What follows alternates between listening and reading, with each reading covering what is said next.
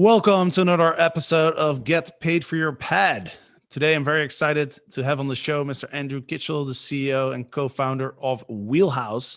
And we are going to talk about something really important because travel trends has really changed.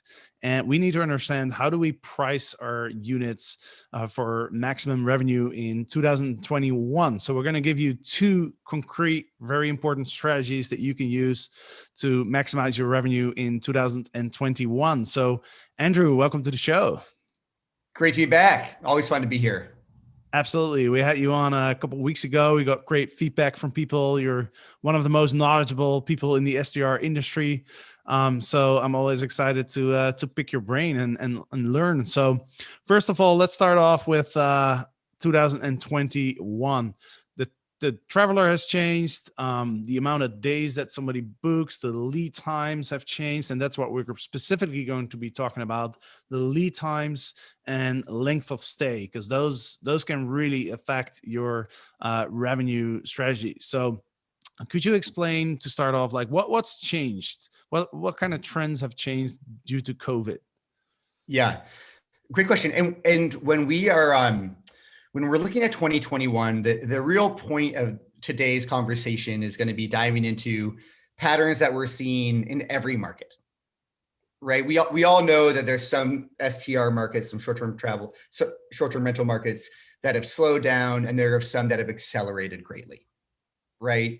In general, if you're in an urban area, bookings have slowed, but if you're in a drive-to destination or kind of a nice warm tropical destination, et cetera, well, travel's actually probably picked up, and probably quite dramatically. And kind of regardless of where you are, though, whether you're in that urban market or whether you're out in more of what is often known as a sun and snow destination, there are two patterns that are very, very consistent market to market. And that is that lead time, or kind of when are people booking, kind of choosing the place that they want to stay in your market. That's changed in essentially every market pretty dramatically. And then length of stay has changed as well, right? And it's all due to COVID changing up our ability to A, plan in the future, but then B, also for so many people, the ability to work from anywhere, right? Those two things changed so dramatically. And it's probably going to stay very consistent throughout 2021, right? And there is a chance we tip into just a fundamentally new travel pattern, right? So this is kind of the most important thing for people to take a look at this year, in my opinion, is lead time and length of stay, and be sure you're able to both learn how your market has changed and then make adjustments to your pricing strategy to take advantage of those opportunities.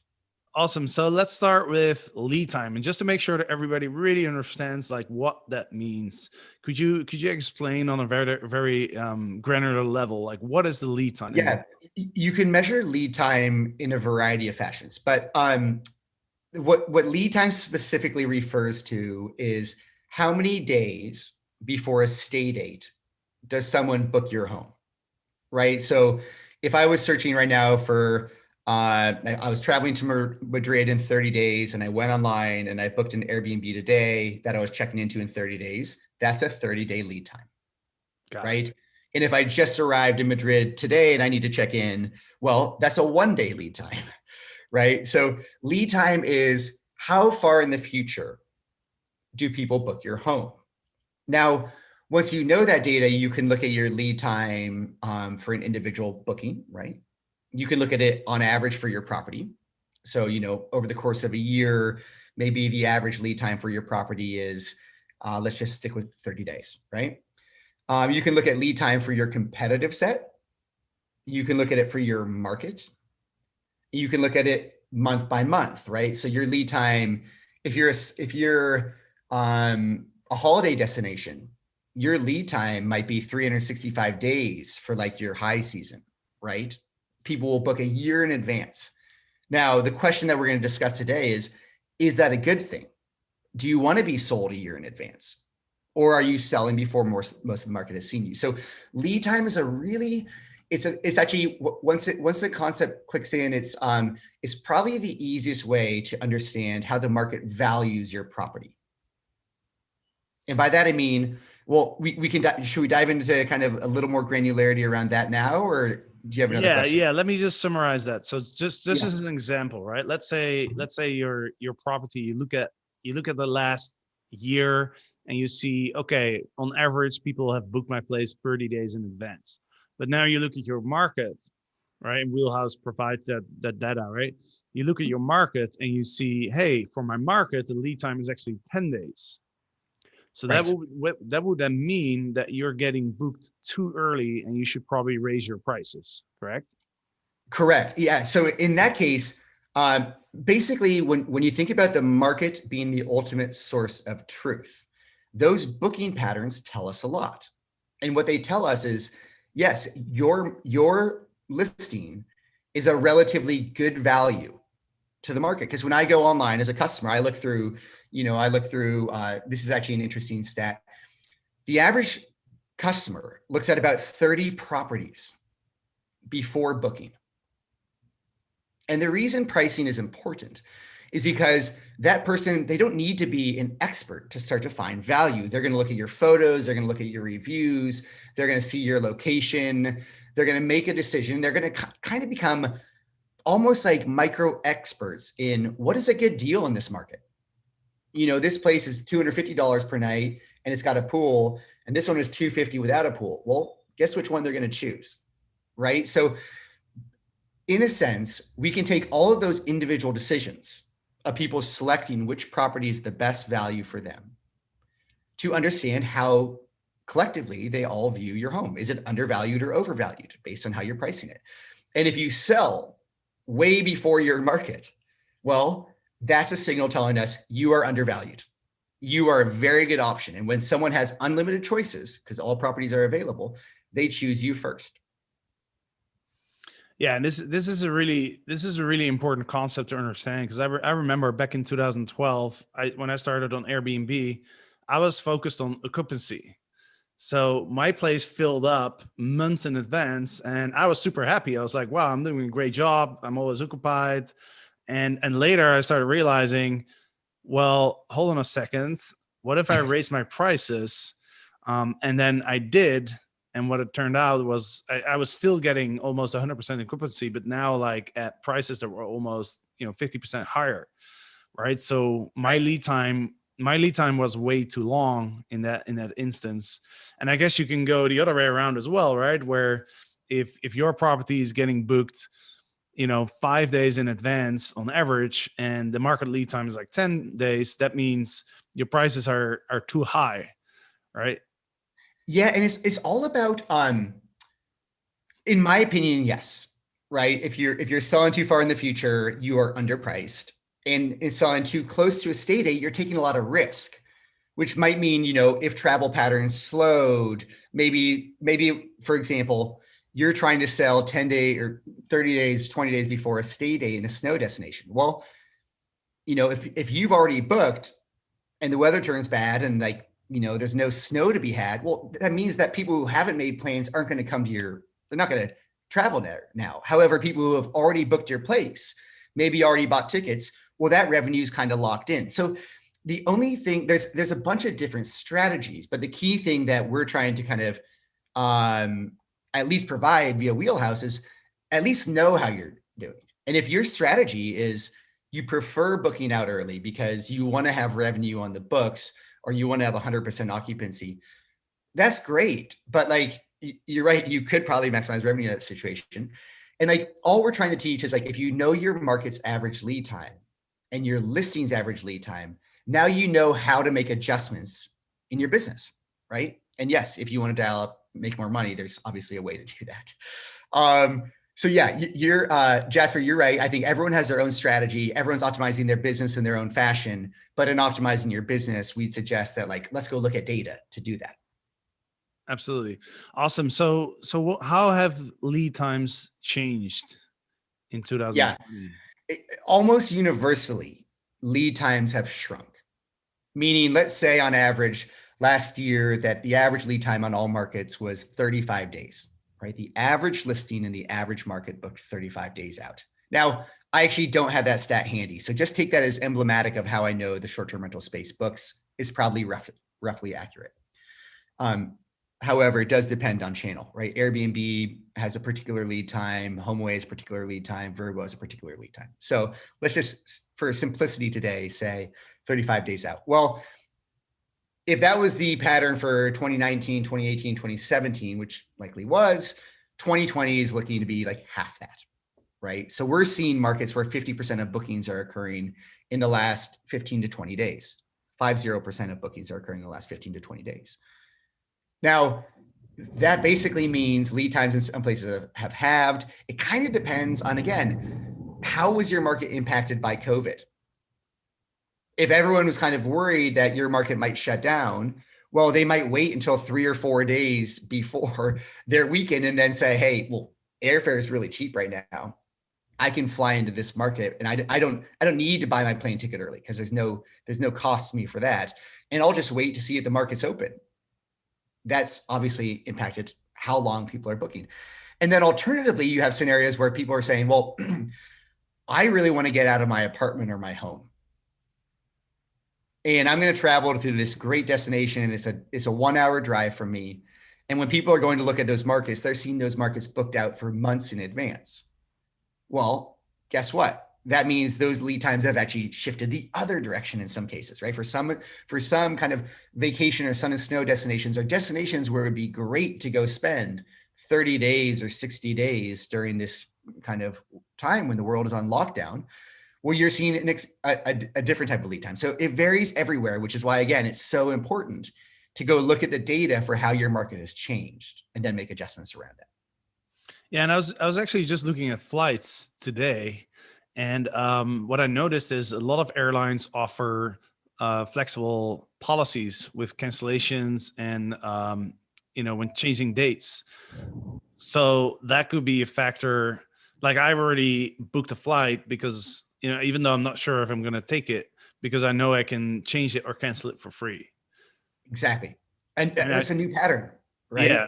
And I think most I think Airbnb hosts. I don't know if you have any data on this, but have Airbnb hosts also started offering more flexible cancellation policies? That's a good question. I'll have to report back. We can add some comments to the show notes. I don't have off the top of my head an understanding of how cancellation policies have changed this year. I do feel confident in general, though, that on Airbnb, having a flexible cancellation policy is probably a good thing. We've shown that it increases revenue. So regardless on how it's changed at a kind of a market by market level or at kind of a global level, which I don't know, I will say that I'm very confident sharing that having a flexible cancellation policy on Airbnb long-term will increase your revenue, right? It's going to boost your search. It's going to boost the likelihood of someone to book. And you're taking risk that some relatively currently small percentage of people are going to cancel. Yeah. And actually, I guess the fact that the lead times went down, that actually makes it more profitable to have a flexible cancellation policy because you're more likely when that cancellation does come in that you're still going to get booked. You're using revenue management strategy. Exactly. This is how the things have changed, right? So, and this is where revenue management, I would argue, gets so fun and so interesting. Right. And like Jasper, here's another thing which is just so interesting to me and so unexpected, but again, shows how you can leverage data to drive your business better, which is something we might not have time to talk about today, but length of stay. Length of stay, we all know that's changed in markets too. And when people stay for longer periods of time, let's say 2 to 4 weeks. Well, if they're traveling to your place for 2 to 4 weeks and you don't allow pets, and they need to now go pay for their pet, their dog or cat or whatever it may be, to have 2 to 4 weeks of a stay at a vet. Well, that's a huge cost, or at wherever you'd leave your animal. That's a huge cost, which people are now factoring into their decision, right? So when length of stay increased, places that had pets allowed, that were pet friendly, booked more often, right? When you could drive to a destination as opposed to fly, more people are traveling with their pets. Pet friendly sold in 2020 and 2021. So there's all these interesting things where you just name something with lead time that, a different way to leverage or to make revenue. Well, there's another thing with length of stay based on how length of stay patterns have changed, where a small tweak in your settings could have actually had a dramatic impact on revenue. So Yeah, kind of fun stuff. it's interesting you mentioned pets because episode 358, I actually interviewed one of the members of our STR Legends mastermind, and he's seeing great revenue increases by allowing pets. And I talked to a bunch of hosts about this and posted in some Facebook groups and stuff, and I noticed that the opinion on pets is very polarized. Like some people are like, yes, we love hosting pets and it makes us extra money. And some people are like, never host pets because they cause damage and allergies and there's complications involved. So, but yeah, that's really interesting. And so the lead time has changed, the length of stay has changed. I know the length of stay is actually really, really important to optimize your revenue, because when we're getting these longer bookings, then we might not want to take a really short booking far into the future because that might block one of those longer bookings, right? Correct. Yeah. Length of stay. I mean, in our business, because profitability is both, yes, your revenue, but also your costs. A long length of stay is great, right? You theoretically don't have turnover costs. That's like probably the biggest driver, turnover costs and all the maintenance associated with it. But if you can capture a long booking, it's almost always a great revenue optimizing strategy. And there's two things that are really important, which are, for one, length of stay has increased on average in markets pretty dramatically, right? We're seeing a lot of 2-week, 4-week, 6-week, 8-week bookings because people are now free to travel anywhere. And also, they might be traveling home. And if you're going to go through the trouble of kind of, in some cases, quarantining before traveling home, well, you're going to not stay for 2 days, right? You're going to make a commitment. So a lot of kind of individual decisions are adding up to big changes in length of stay. The second pattern that's changed that someone can take advantage of is we see a lot of extension of bookings, meaning someone will come stay at your place for 2 weeks and then say, hey, I'd like to add 2 or 4 more weeks to my stay. So if you capture a 2-week booking, it can turn into one of those really extended bookings, right? When I was in an operating business, the record that we had was some individual who extended their stay 17 times and ended up staying with us more than 300 nights in a row. Well, that was a pretty darn good booking. I would say it was pretty rare to get a 300-day booking, but it emerged, and this individual traveled and they ended up liking the place and they were visiting a family member and they continued to stay. So length of stay is really important because yes, if you had booked out kind of a spattering of these like little 2-day, 3-day bookings, when people were looking far into the future and trying to plan out a month or a 2-month stay, well, you're not even going to show up in the search results. If when they say, hey, I'm going to book all of June and July, if you have July 4th through 8th booked right now, guess what? You don't show up in the search results. And if you did, you'd have to cancel that booking, which means because there's this high probability right now, or higher probability at the very least, you have to go look at your market and go look at your inventory type. You can do all that on Wheelhouse market reports to see what's happening. But because these huge bookings and these kind of whales of bookings exist, one of the worst things you can do is sell a small smattering of inventory far in the future, right? So we're talking about all the problems associated with lead time and length of stay right now, or the challenges. The good news is there's a bunch of tools you can leverage to actually capture these opportunities, which we can talk about a little bit later. But that's a little bit why length of stay, having changed so dramatically, is really important to set what we call dynamic minimum stays, which the simple way of thinking about it is in the far future, you want to have software basically saying, set my minimum stay as really high. I'd recommend 7 days or more for most, especially for like sun and snow destinations. And then maybe as those stay dates approach, so maybe 30 days out, you say, okay, well, now we'll lower the min stay to 5 nights. And maybe 20 days out, we lower it to 4 nights. But that's a way you can kind of combine length of stay settings and kind of your lead time to be able to just maximize revenue. And it's a tried and true strategy, and it's going to work in every market, which is why we're kind of, for lack of a better term, evangelizing it in 2021 as the most important thing to get right. Yeah, you bring up a great point because, I actually had a guest who was paying like a really good price for one of my properties extend for over a month as well. And so what I'm thinking now is like we should communicate with our guests as early as possible, right? Like, 100%. ask them like, hey, are you considering maybe staying a little bit longer? Maybe you give that person like a deal or something, some like a cherry on top or something like that. That's an excellent call. Great follow-up, right? Yeah, maybe that's the first note at the door. Just like, hey, I know, a note that suggests like, hey, we know travel plans are a little bit flexible right now. We can accommodate you, but I'd prefer to know earlier rather than later, and then we'll do our best to help you out. That's a great message. Yeah. You're going to end up with more revenue. That's a great call, Jasper. I love that.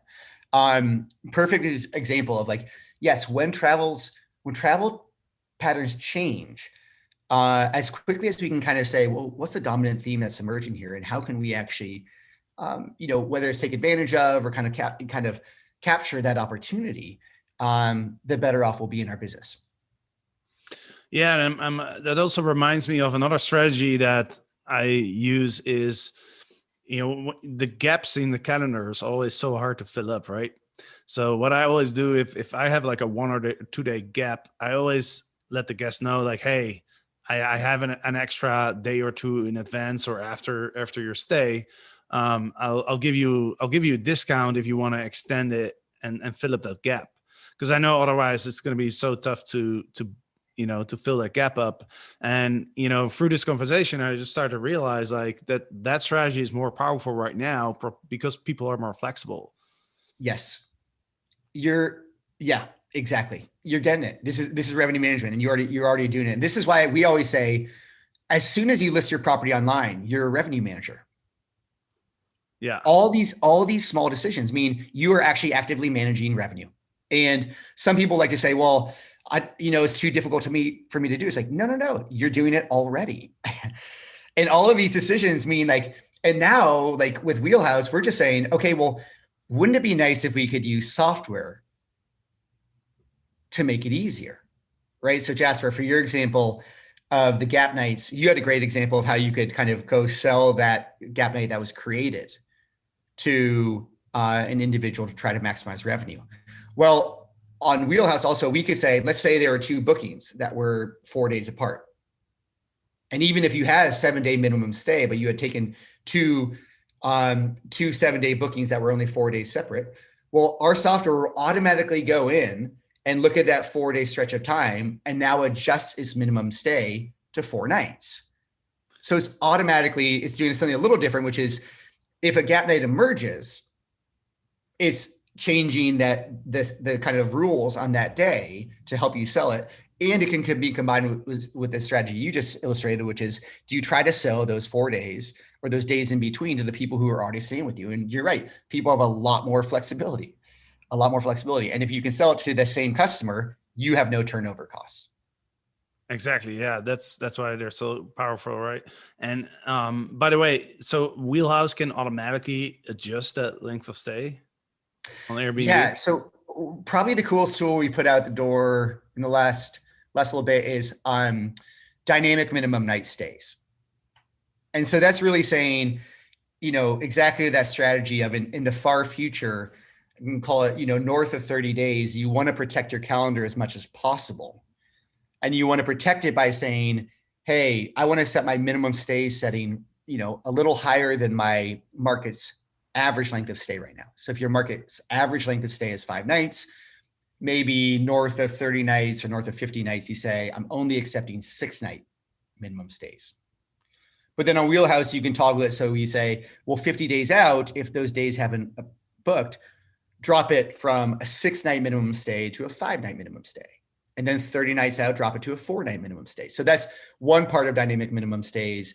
And the second is exactly what you mentioned, which is, should bookings emerge, as soon as you get a booking, we're scanning your calendar to say, did a small kind of set of gap nights emerge that now violate your kind of global minimum stay settings? And if so, we adjust it to the appropriate minimum, basically automatically adjust it to the appropriate minimum length of stay for that subset of days. So, we're kind of like helping you out at all times by trying to get those gap nights booked. Yeah, and those settings are so flexible on Airbnb right now, right? So Wheelhouse automatically like makes it happen on Airbnb. Like I wouldn't have to go into my Airbnb listing and change any of those minimum night stays. Correct. Or we integrate with a bunch of property management softwares, and we can do the same through those softwares as well. Yeah. So if you went to Wheelhouse on any calendar in the settings, or you can change all of your portfolio at the same time, you can adjust minimum stays, and you can set a global minimum stay. So what's your average minimum stay? You can say, Monday, Tuesday, Wednesday, I want a particular minimum night stay.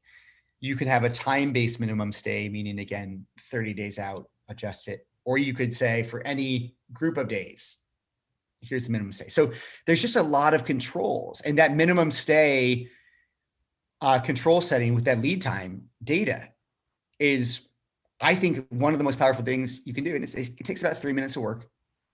It takes about 3 minutes of work. Super powerful. And I remember the days where on Airbnb you could just set one minimum stay. I'm sure you remember that. I mean, you started hosting before me, so yeah. I mean, we started hosting pre-dynamic pricing, right? Like, yeah, exactly. Yeah. So yeah, times have changed. I remember I got a booking one time, a 1 day booking, because I was preaching set your minimum stay at 1 day. Mm-hmm. Especially when you're starting out, because you just want to get as many bookings and review, because every booking has an indirect future value as well, right? Because of a booking, you get a review, you get word of mouth, repeat guests, right? So my philosophy is, when I started out, I was like, I just want to get as many people to come into my home as possible. And I want to make it as easy as possible for people to book. But then I got a booking for like one night on December 31st. Oops. And I was like, I don't know if that's a good thing for me. And then I realized, like, damn, I wish I could set the minimum stay for like, at least like 4 days around New Year's or something, but then 1 day or 1 night for the rest of the calendar, which is now totally possible. Yeah, totally possible. Yeah, exactly. Sweet, man. All right. Well, this is super valuable. And I know you guys have some cool new features coming up on Wheelhouse, which we're going to be talking about in the future. But why didn't you give us a little sneak peek in what you guys have planned for the future? Yeah. So the last kind of push for us has been focusing on diversifying the number of tools that are available via Wheelhouse. So we've always done revenue management. And then in kind of Q4 of 2020, so just a few months ago, we launched market reports, which are where you can go to learn about all the data that we talked about today. So I know you have a lot of cool things in the pipeline at Wheelhouse. Let us know. Give us a little sneak peek into the future. Sure. So we've been working on a variety of tools at Wheelhouse. So historically, we've done revenue management and kind of dynamic revenue management and personalized revenue management. So you can come in and control everything. A few months ago, we launched our market reports, which what Jasper and I have been talking about today is information that's available on your market reports, right? And now Wheelhouse is available in, I don't know, call it 2,500 different cities, 800 plus markets. We're on 6 continents. So very high likelihood that we have all this lead time data and length of stay data freely available for your market as well, right? That's kind of product 2. And the next thing that we're launching, which I was able to give Jasper a sneak peek at this morning, is our comp set tool. And I think our competitive set tool is actually the best tool we've ever built. It's super comprehensive. It allows you to manipulate data in really interesting ways. We're going to enable you to create multiple comp sets around each listing in a way that, one of the reasons I think it's really valuable and important is, I always say that in the accommodation space, performance is relative. If you made $5,000 or $6,000 last month, well, I can only tell you if that's good or bad by knowing how your market performed and how similar listings near you performed. So our comp set tool is going to be the most complete tool I've seen yet on really helping you understand that. And that's literally about to go into beta testing. So if you're interested and you want to sign up early, shoot me a note. I'm Andrew at usewheelhouse.com. I'm hoping that Jasper and I get a chance to kind of talk about it and maybe do a run through for you all in a couple of weeks here. But we're really excited about that. It represents a lot of work we put in. Candidly, work on it started more than a year ago. So now to be able to bring it out where we have high confidence in the modeling, the software looks smooth, I think it's going to be a really good addition to everyone's kind of arsenal of tools that they have. Awesome, man. That sounds really exciting. And yeah, you gave me a sneak peek earlier. Yeah, it looks incredible. So I'm super excited. We'll get you back on in in a couple of weeks when that's out. But for the people who are listening now and they want to improve their revenue management strategy, first of all, they can use the market reports on Wheelhouse are for free, right? Yes. So anybody, they don't have to sign up for Wheelhouse. Anybody can use the market reports. You if you got to create an account, well, for some of the market report, it's totally publicly available, right? So if you go to usewheelhouse.com and click select markets, you can see the overview data for your market easily. I think right now we do ask that you create an account to see some of the deeper dives. But yes, it is freely available. Awesome. But if you make an account, you can see better data. Yeah, length of stay, lead time, all the stuff. Awesome. Sweet. So for the people who want to start using Wheelhouse, any special offers? Yeah, we have, I believe our code is PAD50. Is that correct? I think it's PAD. PAD. Is it just that simple?